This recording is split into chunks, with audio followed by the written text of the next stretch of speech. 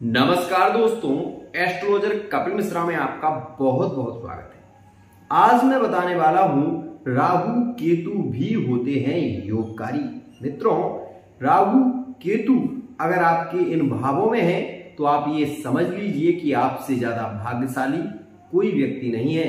लेकिन इस दौरान आपको कुछ उपाय भी करने होते हैं, साथ ही उस ग्रह को बलवान बनाने के लिए उसके मंत्रों का जाप भी करना होता है। मित्रों, आइए हम जानते हैं कि कौन से भावों में राहु और केतु दोनों ही बलवान होते हैं। मित्रों, अगर राहु तृतीय भाव में हो, अगर राहु तीसरे भाव में हो, भाई के भाव में हो, भ्रातृ प्रेम बनता है। भाई भाई में परस्पर बहुत प्रीति होती है और भूमि की भी प्राप्ति होती है। मित्रों, ससुराल पक्ष से उस व्यक्ति को भूमि अवश्य ही मिलती है।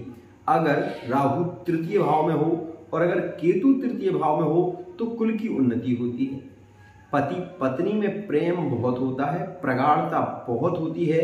खासकर मित्रों, पति पत्नी में इतना लगाव होता है कि यात्राएं बहुत होती हैं। साथ ही एक दूसरे के बगैर जीने की स्थिति भी नहीं होती, ऐसी स्थिति बना देता है यहाँ पर केतु। मित्रों, अगर आपके षष्ठम भाव में राहु विराजमान है तो आपसे ज्यादा भाग्यशाली कोई व्यक्ति है नहीं। मित्रों, षष्ठम भाव में राहु के होने से बहुत ही श्रेष्ठ योग बनता है। षष्ठम भाव में राहु विशेष गुप्त प्रेम को दर्शाता है। गुप्त प्रेम संबंध खास होते हैं। मित्रों, आपकी अगर कुंडली में ऐसा योग है तो आपने अनुभव किया होगा कि आपके गुप्त संबंध भी होंगे, गुप्त प्रेम प्रगाढ़ होगा। मित्रों, ऐसी स्थिति राहु के कारण होती है। मित्रों, एक स्थिति इसमें और भी खास होती है। अगर राहु षष्ठम भाव में हो तो विशेष रूप से मित्रों यह गुप्त प्रेम, पत्नी से प्रेम तो व्यक्ति बहुत करता है लेकिन पत्नी को ये कभी महसूस नहीं होने देता, ऐसी स्थिति बनाता है यहाँ पर राहु।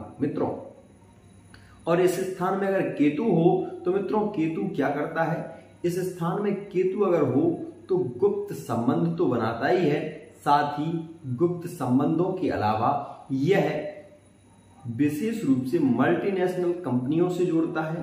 व्यक्ति तंत्र मंत्र और यंत्र में ज्यादा विश्वास नहीं करता, लेकिन मित्रों वह आध्यात्म से जुड़ा हुआ होता है। मतलब ये कह सकते हैं कि वो व्यक्ति बहुत ज्यादा भगवान पर विश्वास करता है, ऐसी स्थिति बनाता है यहाँ पर केतु। मित्रों, अगर आपकी कुंडली में केतु दशम भाव में है या राहु दशम भाव में है तो राजनीति में आप सबसे ज्यादा कदम रखिए।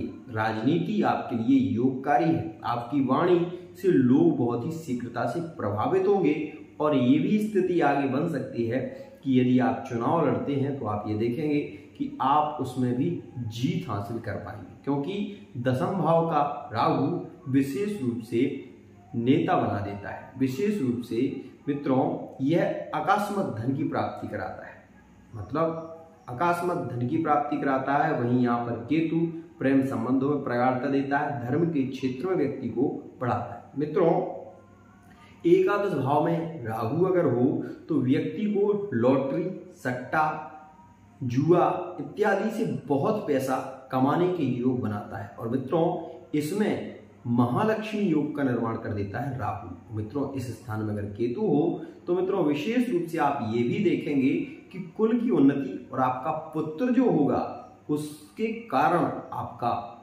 देश, अपने देश में वर्चस्व होगा, सम्मान होगा और आपकी वाणी का लोग आदर करेंगे। ऐसी स्थिति यहाँ पर केतु बनाता है। तो मित्रों, आज यह तो थी कुछ स्थितियां। अब हम जान लें दाम्पत्य जीवन में राहु केतु कितना सुख दे सकते हैं। मित्रों, कुछ अशुभ भावों में अगर ये होते हैं तो ये बहुत अच्छा फल नहीं दे पाते। मित्रों, केतु या राहु अष्टम भाव में होते हैं तो यह विशेष रूप से शारीरिक समस्याओं का जन्म देते हैं।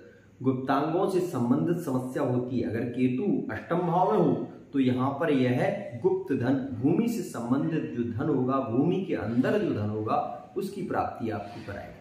ये किस राशि में है, ये मौजूद होना बहुत जरूरी है। अगर यह वृश्चिक राशि में है तो गुप्त धन आपको अवश्य प्राप्त होगा, साथ ही गुप्त विद्याओं का ज्ञान भी आपको मिलेगा। मित्रों, वहीं मैं आपको बता दूं, अगर राहु या केतु लग्न में हो या सप्तम में हो तो व्यक्ति के जीवन को बहुत ज्यादा चिड़चिड़ापन, क्रोध बना देता है, क्रोधी बना देता है, चिड़चिड़ापन स्वभाव में होता है। साथ ही मित्रों, यहाँ पर कई बार व्यक्ति के जीवन में कई बार मृत्यु के विचार आते हैं और उसकी पत्नी जो होती है वो उसके साथ में अधिकतर कलह ज्यादा होता है, लड़ाइयाँ ज्यादा होती हैं। ऐसी स्थिति यहाँ पर राहु केतु बनाते हैं। लेकिन मित्रों, इसका भी एक समय है, यह 28 वर्ष तक केवल ऐसा करते हैं और उसके बाद राहु और केतु का प्रभाव कम हो जाता है। आज के लिए नहीं। अगर आप अपने बेटे की शादी करना चाहते हैं या फिर बेटी की शादी करना चाहते हैं तो कुंडली में ये देख लें कि राहु केतु लग्न में या सप्तम में तो नहीं है। अगर हैं तो 28 से पहले शादी नहीं करना, इस बात का विशेष ध्यान रखना। जय जय।